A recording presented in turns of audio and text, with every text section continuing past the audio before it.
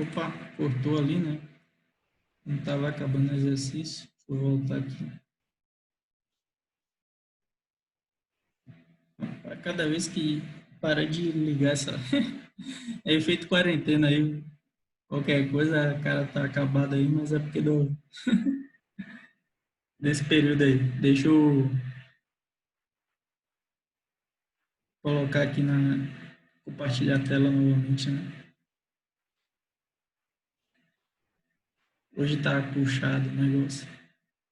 Bom, voltando aqui, né? Desculpa aí que cortou e desse negócio do Zoom, mas vamos lá. Então, vocês acharam esse valor de E sobre D? A gente acha ele aqui, esse valor de 0,004. Eu achei nosso número de Reynolds, né? Que é esse valor aqui de 5,05 vezes 10 elevado à quarta. Então, se ele é 5,05 vezes 10 à quarta, você tem que identificar o quê? Nosso 10 à quarta, que é o 10.000, está nesse ponto, né? Eu acho que vocês conseguem ver aí com o mouse. Então, 2 vezes 10 à quarta, 5 vezes 10 à quarta. É para ele estar mais ou menos por aqui, não é isso? Então, 2 vezes 10 à quarta, 5 vezes 10 à quarta. O nosso deu 5,05, né? Deu algo bem aqui colado com 5. Tá vendo? Então, isso aqui que é o que eu queria ver com vocês, que é interessante, né? Essa curva está subindo um pouco, não é isso? Então, ela está subindo um pouco aqui, ó. Então, essa curva de 0,04 que vocês têm aqui, ó, ela segue esse comportamento e aqui ela sobe. Então, o ponto que vocês vão escolher para relacionar com outro eixo é esse que intercepta essa reta aqui do E sobre D, desse 0,04. Então, ele vai estar nesse ponto aqui, ó.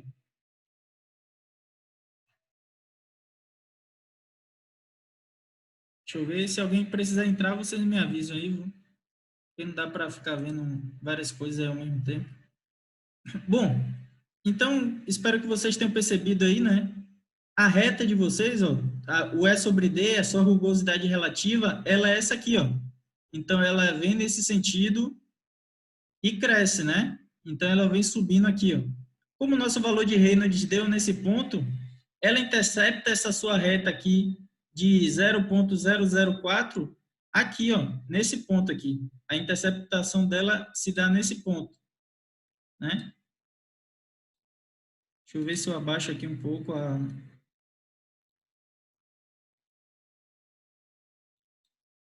Pronto. Vai se dar nesse ponto aí, consequentemente, o valor de F de vocês vai estar linkado nesse ponto aqui, ó. Então, quando interceptou esses dois pontos, levando até o eixo aqui, onde tem os valores de F, vocês saem com ele. Nesse caso aí, o F de vocês dá 0,031, mais ou menos, né? Se vocês perceberem aqui é 0,03, ele está um pouco acima, vou dizer ali que é 0,031, o valor de F.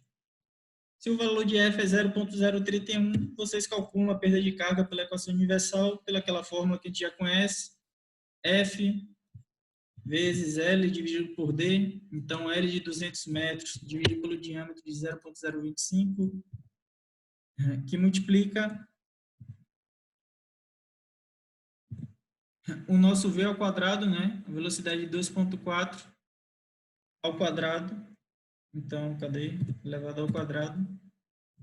Tudo isso dividido por 2 vezes 9,81, né? Então, quando vocês fizeram tudo isso, acha essa perda de carga aí de 52,46 MCA de pressão. Foi a perda de carga utilizando esses ábacos, né? Depois eu vou passar um vídeo para vocês calculando esses Fs pela calculadora. Não sei como é que tá aparecendo aí, né? Pô, toda... Não dá para se olhar mais não nesse, nesse negócio aí que o cabelo já tá todo assim. Bom, então você acha esse 52,46 aí de pressão. Eu vou pegar esse F nos vídeos e vou calcular para cada uma dessas questões que a gente tenha feito.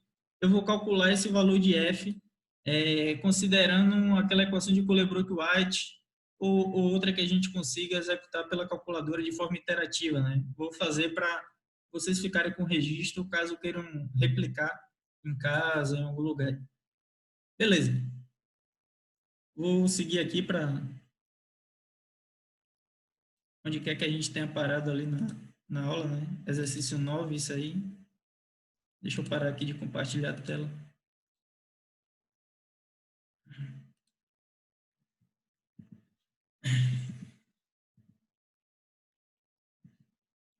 Essa aula eu acho que ficou vários exercícios, pessoal. Eu só estou fazendo eles porque daqui a pouco fica algumas dúvidas relacionadas ao que está fazendo, né? E aproveitando essa parte que a gente está fazendo virtual e dá para botar essas setas com o diagrama certinho, né? O diagrama de Moody, de Rose. Aí eu acho que fica bom de explicar e vocês verem o que está sendo feito, né? De forma mais dinâmica. Aí espero que esteja chegando bem aí para vocês, né? Eu sei que hoje não tá, hoje eu não tô dos mais animados, mas é isso aí, é o que tem para hoje, né? O daqui é interessante, essa questão é interessante aqui, não por nada, mas pela conversão de litro por hora, né? Você tem aqui um tubo projetador de diâmetro 0,8 milímetros, então vocês veem que é uma tubulação bem pequena aqui, e ele coloca litro por hora justamente para facilitar, né, o entendimento do que está passando. Só que 1 litro por hora, né, aquela garrafinha de água que a gente bebe, sendo transportada ali em 1 hora, né, de fluxo, porque é muito pequeno ali o sisteminha, né? Com perda de carga de 15 MCA. Então ele dá perda de carga, ele quer saber velocidade, escoamento, número de Reynolds, o regime do escoamento, comprimento do tubo, sendo que ele dá algumas questões ali, né? Beleza? Então vamos ver como é que faz aqui. Se a gente tem o diâmetro e a vazão, a gente acha a velocidade, que se a gente acha a velocidade, a gente acha o número de Reynolds. Se a gente acha a velocidade e número de Reynolds, cadê? Perda de carga, a gente já tem do sisteminha. E ele só quer o comprimento do tubo. Então, parece que é fácil de fazer aí. Vou ver aqui. Não parece ter muita dificuldade aqui, não. Questão 10, né? Deixa eu só recortar ela aqui e colocar num Paint, né, para levar para o Excel.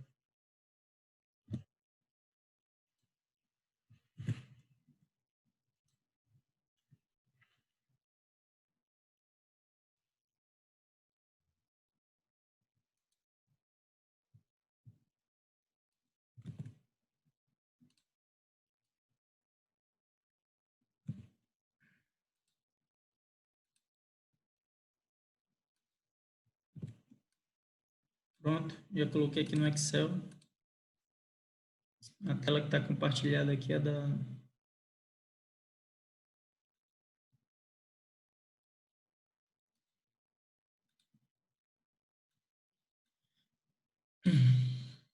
Bom, ele dá esses dados aí, vou fazer a mesma coisa aqui, tentar me aproveitar de algumas coisas que a gente já fez, né? Para não ter muito trabalho de copiar.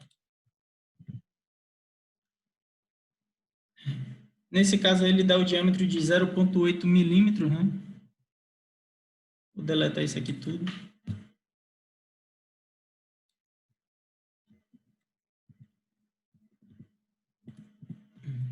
A mesma coisa, o diâmetro é em milímetro ali, vocês vão ter que converter para metro para aplicar nesses equacionamentos, né?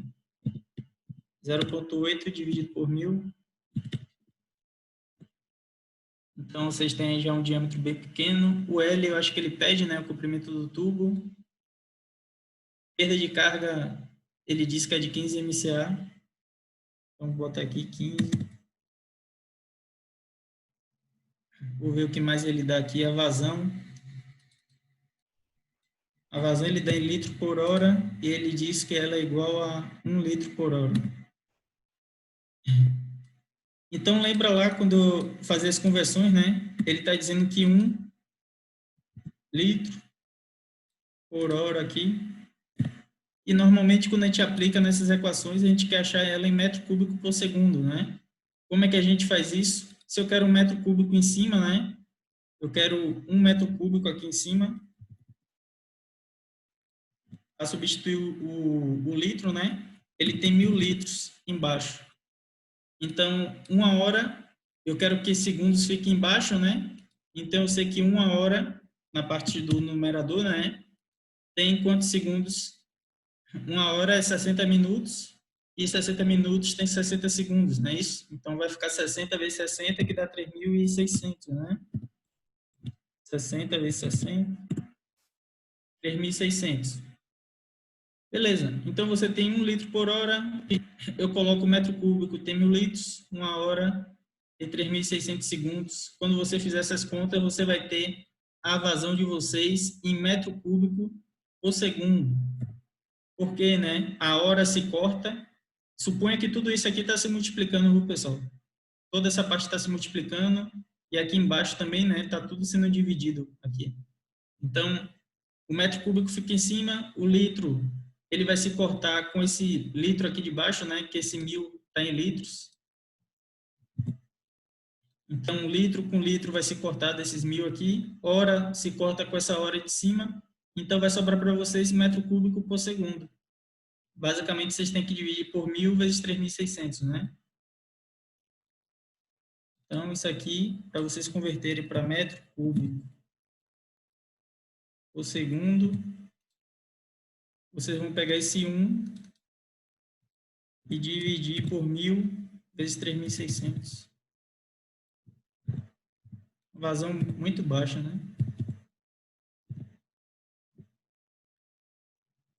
Esqueci de pôr igual aqui.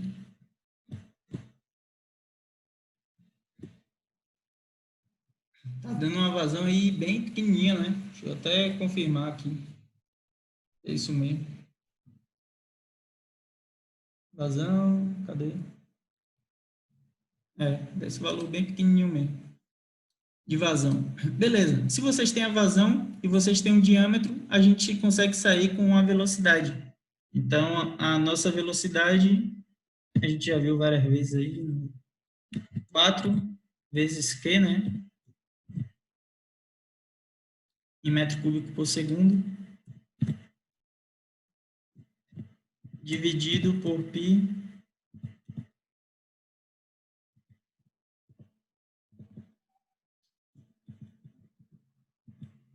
vezes o diâmetro aqui elevado ao quadrado.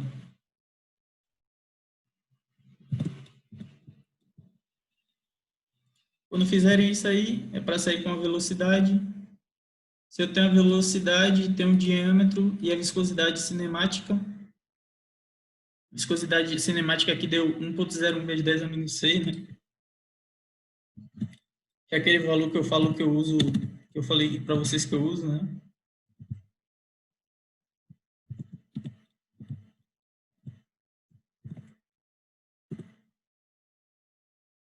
Vocês têm algo assim de viscosidade. O número de Reynolds, ele é basicamente velocidade vezes diâmetro. Velocidade vezes diâmetro dividido pela viscosidade cinemática. Então, tá achando esse número de Reynolds bem baixinho aí, né? Depois eu vou verificar isso. Cadê? Ele quer o comprimento, ele dá essa rugosidade aqui? Não, ele não dá. Ok, é porque nesse caso aí tá dando como se fosse um laminar, né? Esse caso aí tá dando como se fosse um laminar mesmo. Pensei que poderia ter algum problema, mas não tem não. Para o laminar, o F ele é calculado por uma fórmula simples, que é o 64, dividido por número de Reynolds, direto. Então, quando faz isso, o valor de F já sai direto. Então, nesse caso aqui, a gente nem precisa usar o E sobre D para achar o F, né? Então, se quiser, pode até excluir aqui essa linha. Isso aqui também a gente não tem, né? E ele quer o comprimento. O comprimento fica fácil lá pelaquela fórmula que a gente tem. Deixa eu pegar ela aqui de outro lugar, né?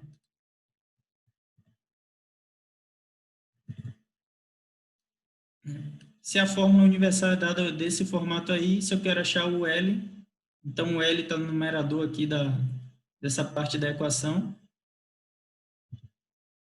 Então vocês vão ter que o L vai ser igual a HF, né? HF vezes D vezes 2G vezes D, vezes 2G. Tudo isso aqui dividido por...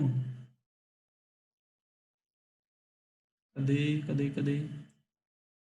Dividido por F vezes V ao quadrado, né? Vezes V ao quadrado.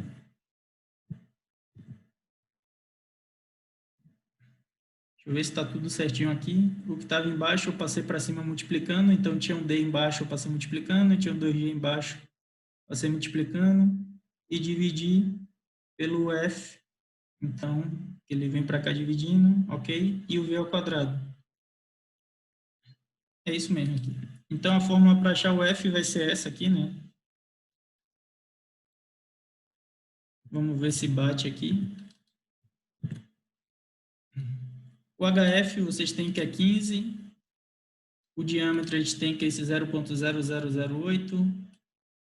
A gravidade 9,81, né? 9,81. O valor de F a gente achou direto. O 64 dividido pelo número de Reynolds, né? E o V ao quadrado, aqui a gente achou essa velocidade. Cadê elevado ao quadrado? Cadê? Pronto. Quando vocês acharem o valor do comprimento de vocês, só deixa eu dar uma confirmada. Dá mais ou menos isso aí, pelo que eu vi ali no outro, né? Mas é porque a gente está fazendo pelo Excel aqui, daqui a pouco as casas decimais ficam mais precisas, né? O outro eu acho que eu fiz pela calculadora aqui. Beleza. Quando vocês fizerem tudo, é para encontrar esses valores e o que ele deseja é esse valor de L ali, né? Botar amarelo. Vocês vão encontrar algo semelhante a isso. Se fizer pela calculadora, vai encontrar valores talvez um pouco maior. Então, depois vocês fazem aí, testam. Se estiver fazendo, né, pela calculadora ou se está fazendo pelo Excel, depois vocês verificam.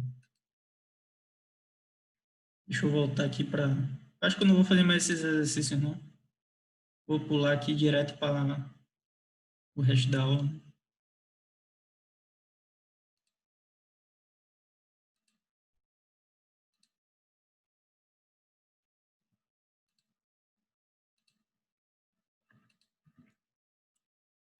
Tinha outro exercício aí, esse aí com C é bem fácil, né? Aplicação da equação de Rasmussen prática. Eu só vou dizer como é que faz, não vou fazer não. Ele pede vazão e velocidade, ele dá o diâmetro, dá o C e dá a perda de carga. Então, vocês têm perda de carga, vocês têm C, vocês têm o diâmetro, vocês têm L. Então, quando vocês aplicarem na equação de Rasmussen, vocês vão achar aí o valor da vazão direto. Então, só vai ter que fazer isolar, né, a vazão, que ela fica elevada a 1,85.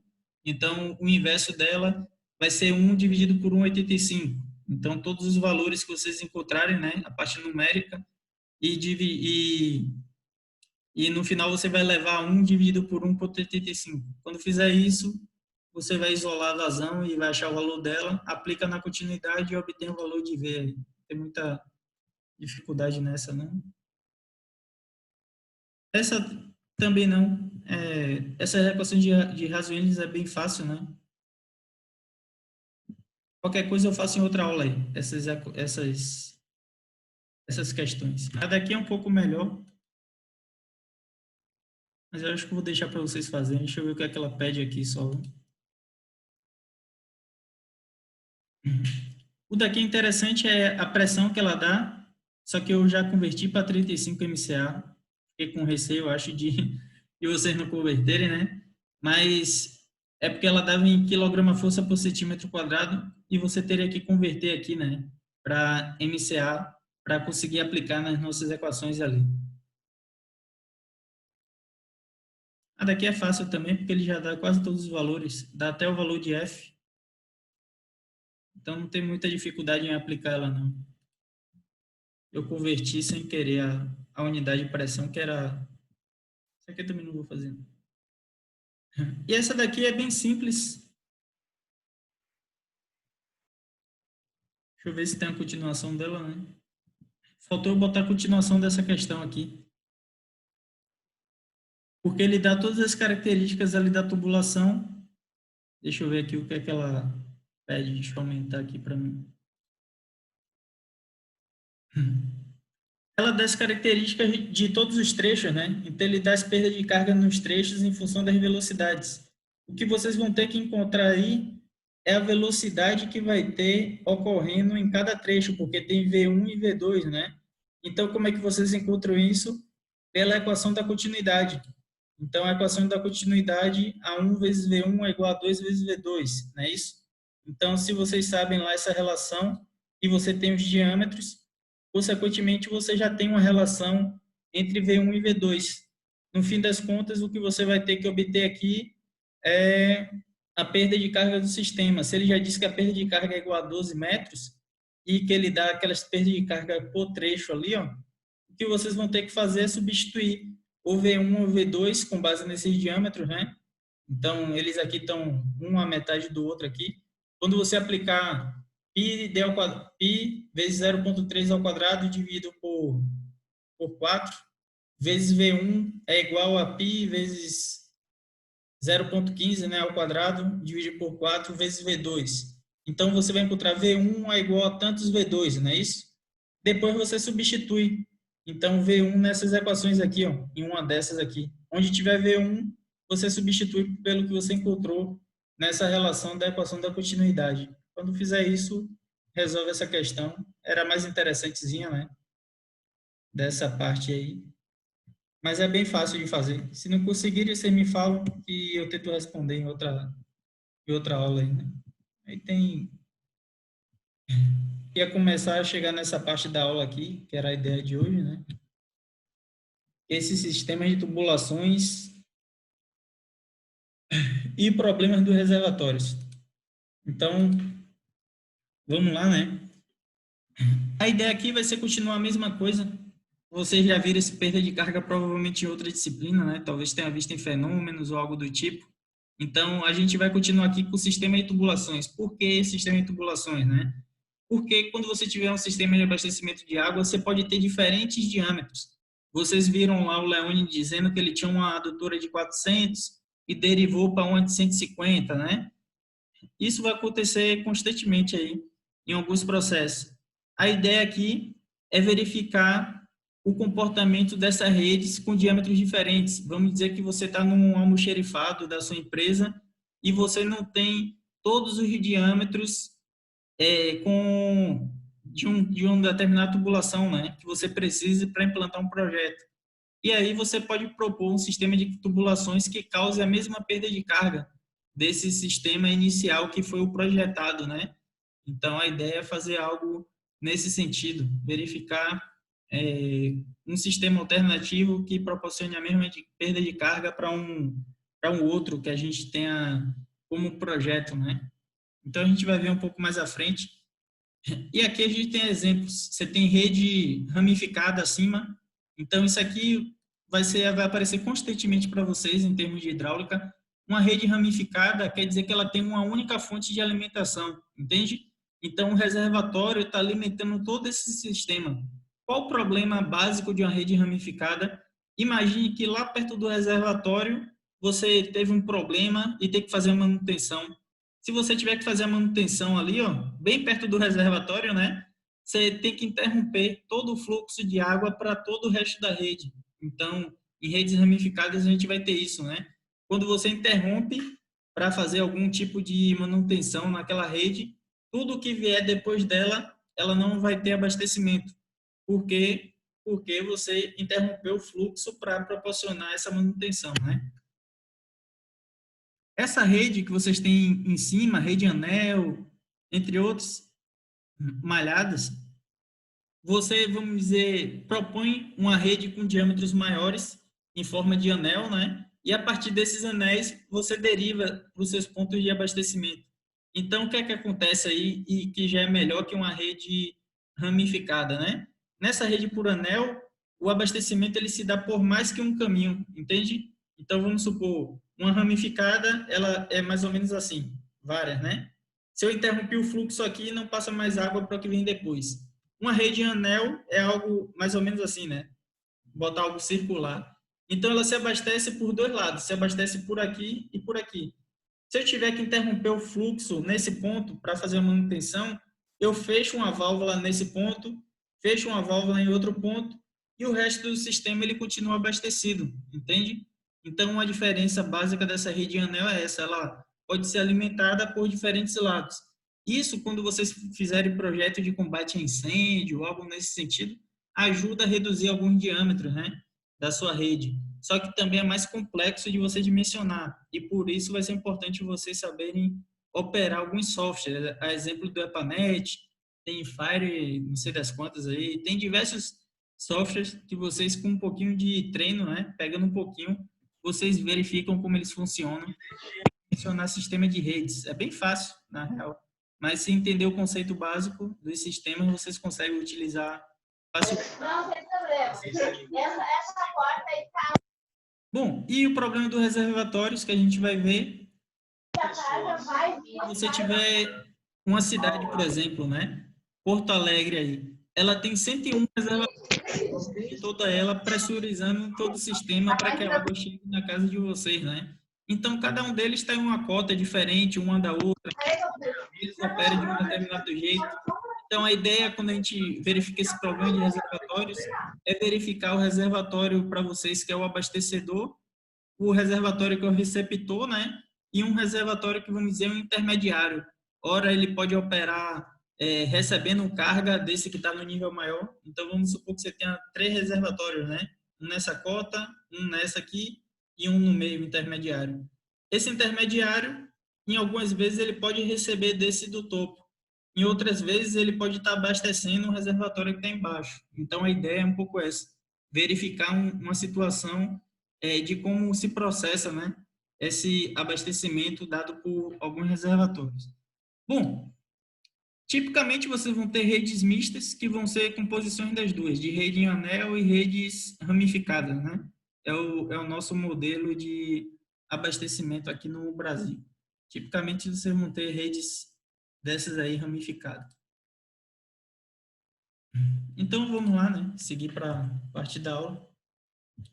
Bom, o que a gente viu até agora foi usar vazão constante, diâmetro constante, tubulações únicas, só que isso não é o que ocorre na prática. Vocês não vão ter situações sempre operando aí com vazão constante, diâmetro constante e tubulações únicas. Normalmente vamos ter algumas variações aí nos nossos sistemas para todas essas variáveis aí, né? Porque a gente normalmente estava considerando adutoras, né? Quando a gente considera adutoras, normalmente você só vai ligar ela de um ponto a outro aqui. No caso do Leone, que ele explicou, tem várias cidades ao longo de alguns trechos, né? Aí eles criam que eles falam subadutoras, levam para algumas cidades no meio do caminho. Mas normalmente tende a ser diâmetros constantes, porque a gente tem um ponto de saída e um de chegada sem nenhum consumo. Então, adutoras normalmente a gente tende a fazer isso, né? Em vamos dizer, em exercício, em termos de exercício, né? Na prática, tem essas adutoras e subadutoras. Tem algumas derivações, às vezes, para algumas cidades. Mas, para exercício que a gente vem fazendo, a gente estava adotando sempre condições constantes. Agora, a gente vai variar um pouco isso. Essa questão de vazão, diâmetro e as tubulações, né? Como é que se comporta. Bom, vocês vão ter aí que as tubulações tipicamente mudam de diâmetro. Quando é que isso ocorre, né? Ocorre muito nesse caso aí que no almoxerifado lá da empresa não tinha o diâmetro do projeto e o cara tinha que fazer uma determinada manutenção e fez uma adaptação. Quais as implicações disso, né? Se você coloca de qualquer jeito, você fazer um estudo, imagine que você tinha um diâmetro grande e você botou um diâmetro menor. Consequentemente, se você está passando a mesma vazão, você pode aumentar a perda de carga. Se a pressão no fim de linha já estava no limite, você pode causar problemas lá onde vai chegar essa água, né? Então tem esses aspectos aí. Bom, e tubulações que ele fala aí paralela, você vai ter derivações, né? Então, imagine que eu tenho minha água chegando nesse ponto e daqui ela sai por 2 ou 3 linhas diferentes e entroncam no mesmo ponto, né? Então, o paralelo que ele quer dizer isso. Ela deriva por 3 tubulações diferentes. Duas, né? 2, 3, infinitas que sejam. Ela deriva e sai por outros aspectos assim. Vai ser tubulação paralela. Em série, é quando você tem uma tubulação com um diâmetro de 300 milímetros, vamos dizer, em tronco em outra com diâmetro de 250 e depois ela segue com diâmetro de 300.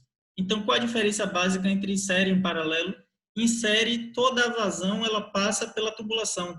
Então, como é que eu vou dizer? Toda a vazão ela percorre todos aqueles diâmetros, né? Seja ele grande ou pequeno. Então, isso aí vai causar perda de carga grande nesses que tiverem um diâmetro um pouco menor. A em paralela, ela subdivide a vazão. Então, como ela gera 3 redes, né, ou 2 diferentes, então, à medida que está chegando um diâmetro maior e ela subdivide em 3 redes, você vai estar dividindo a vazão para 3 tubulações. Qual a implicação básica disso? Imagine que chegou um diâmetro de 500 milímetros, essas 3 tubulações que derivam, elas não vão precisar ter 500 milímetros, 500 milímetros e 500 milímetros, né? Se você está levando a mesma quantidade de água. Então, a gente vai ver qual o diâmetro que vai ter que ter cada uma linha dessas para trazer a mesma vazão que chegou, a mesma vazão de chegada, né?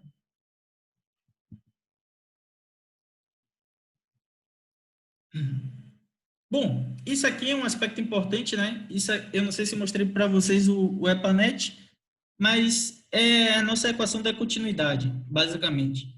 O que ele está dizendo aí é que o que entra tem que ser igual ao que sai. Então, se está chegando o Q3, né? O Q2, Q1, está chegando esses três, e você tem saída de QS1 e QS2, consequentemente, o QS1 e o QS2 tem que ser igual à soma de QE3, QE1 e QE2. É aquele negócio que eu já falei para vocês que é a equação da conservação da massa, né? Ela não vai se perder no sistema. O que chegou tem que sair. Quando você trata de EPANET, esse ponto que você tem essa chegada ou saída, né? A gente chama de nós. Então, quando usar o EPANET, a gente vai ter nós e trechos, né? Em trechos, vocês tipicamente alimentam o diâmetro, coeficiente de rugosidade do sistema. Deixa eu ver o que mais ali que vai aparecer. Normalmente é isso, diâmetro, coeficiente de rugosidade e o comprimento dele. É o que a gente altera nos trechos. E nos nós, o que a gente coloca em nó é cota e vazão, né? São os dados principais que vocês têm. A cota do ponto e a vazão. A cota a gente vai ver para que serve, porque quando chega naquela equação de Bernoulli, está diretamente associada com as questões de energia do sistema, né? Imagine que seu reservatório está aqui e o ponto abastecido está bem acima da linha d'água desse reservatório, né? Então, logo você percebe que a cota, onde está o ponto de abastecimento, ela interfere. Sua água, ela não vai conseguir chegar nesse ponto aqui que está acima dessa linha, né? De forma natural. Aí vamos dizer que aqui você tem que bombear. Mas se ela tivesse aqui, se as perdas de carga que derem até chegar a esse ponto tiverem certinhas, ela vai conseguir abastecer até por gravidade, né? Algo nesse sentido. Depois a gente vai ver esses aspectos aí de como você dimensionar seu sistema, né? Para verificar a cota do reservatório. Nesse caso, se você vai ter que colocar uma bomba, que potência vai ter que ter essa bomba, que altura manométrica ela vai ter que vencer para que a água chegue nessa casa aqui, né?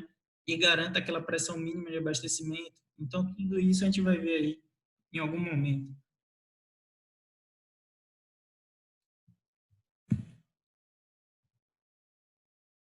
Bom, tem umas tabelas aí, tem diversas. De preferência, olhem as normas técnicas, né, para verificar o que elas recomendam. Tipicamente, você tem essa adoção aí de velocidades mínimas e máximas, né? Velocidade mínima de 0,6 metros por segundo e máxima de 3,5 metros por segundo. Eu não sei se eu tirei do livro do Porto ou algo assim, essa tabela, mas no livro do Porto você tem uma delas. Essa não é do Porto, não, que é do Porto tem a de 60 milímetros, né? Na do Porto você tem essa tabela aqui, ó, com diâmetros, velocidades máximas e vazões máximas. Isso aqui quando vocês pegarem dimensionamento de redes, vai ajudar vocês a determinar o diâmetro de uma determinada tubulação. Se você sabe a demanda, né, que é a quantidade de água que você precisa em um ponto, então a vazão, normalmente de projeto, vai ser um valor que a gente vai conhecer, a vazão, né? Então, se a gente sabe a vazão que está passando em determinado ponto, a gente consegue determinar o diâmetro que aquela tubulação tem que ter. Então, quando a gente utilizar essas tabelas, a gente vai ver isso.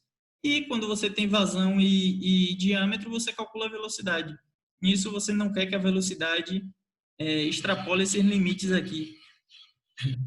Velocidade muito alta, depois a gente vai ver, né? Tem um golpe de Ariete lá, que você pode causar alguns problemas. Então, esse golpe de Ariete, ele causa um transiente hidráulico, né?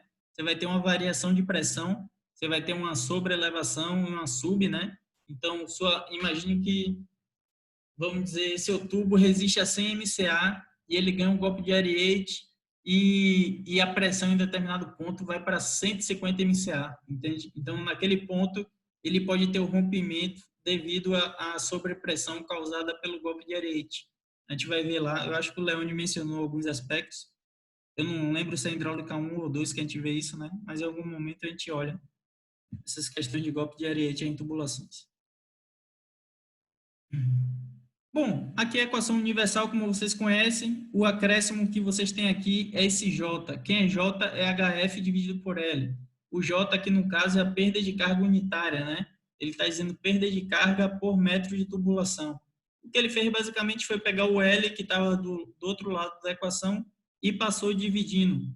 Então, fica HF dividido por L, e HF dividido por L é igual a esse J aí, perda de carga uniformemente distribuída, né? Basicamente é dividir pelo comprimento da tubulação. A equação que vocês vão utilizar, essa de Colebrook-White, que eu vou fazer algum vídeo mostrando como você usar ela na Cássio, é bem facilzinho. Eu não costumo utilizar nesse formato, não. Eu coloco o F para o numerador, né? E trago esse termo menos 2 log K, não sei das quantas lá, que o K é a mesma coisa que o E, né? Aquela nossa rugosidade absoluta. Eu trago ele dividindo aqui para o outro lado da equação. Eu tipicamente faço dessa forma, né? Depois eu vou ver aqui se não está faltando algum termo nessa equação. Porque me parece que está faltando elevar alguma coisa ali.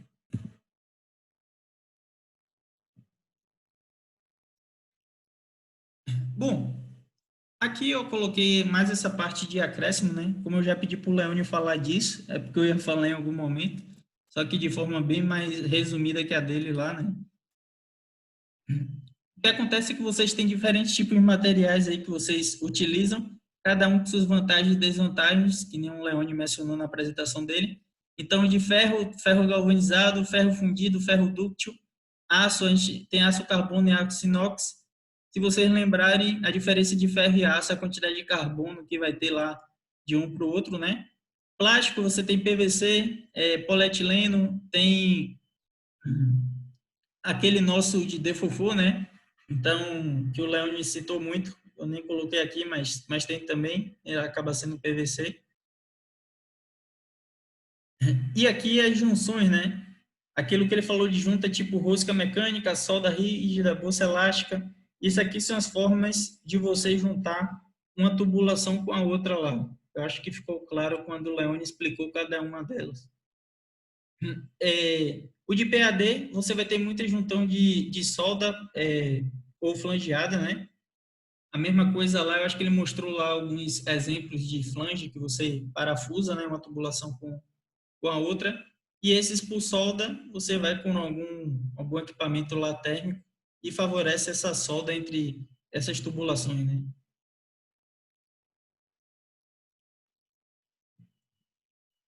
Bom, cada uma vai ter vantagens e desvantagens. Essas de PAD, o que o pessoal vem gostando muito nela é que ela tem durabilidade maior. Vamos dizer que a de PAD, ela dure 50 anos e a de ferro fundido 35, né? Então, algo nesse sentido. Se vocês perceberem, só por durabilidade, você já vê uma certa viabilidade em quando puder colocar PAD, colocar, né? Então, essa questão de durabilidade dele, de vida útil um pouco maior que a dos outros materiais. Elasticidade também, aquilo que o Leone falou de enrolar em bombonas. Então, por você poder enrolar em bombonas, você faz comprimidos muito maiores. Você reduz o número de conexões, consequentemente, você reduz o número de pontos possíveis de ter vazamentos, né?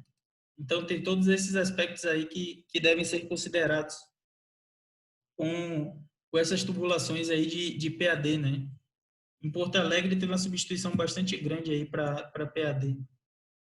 Aqui eu tinha colocado um resumo, né? Mas eu acho que eu vou passar mais ligeiro aqui, porque falou boa parte disso. Então, isso aqui foi uma aula que eu coloco também algumas características das tubulações, né? Essa de ferro fundido, o ductile aqui, com as características dela de diâmetro que vocês têm disponíveis no mercado. O K9 e o K7, eu acho que o Leônio falou também lá sobre eles. É mais o que vai diferenciar entre eles aí é a pressão, né? Você vai ter a pressão que cada um resiste aí, a variação delas.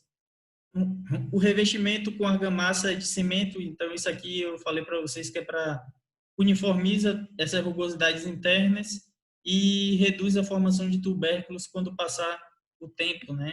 Dessa tubulação, aquela geração dos tubérculos que eram comuns serem formadas, né? As juntas, isso aí vocês já viram bastante de elástica, flange, entre outras.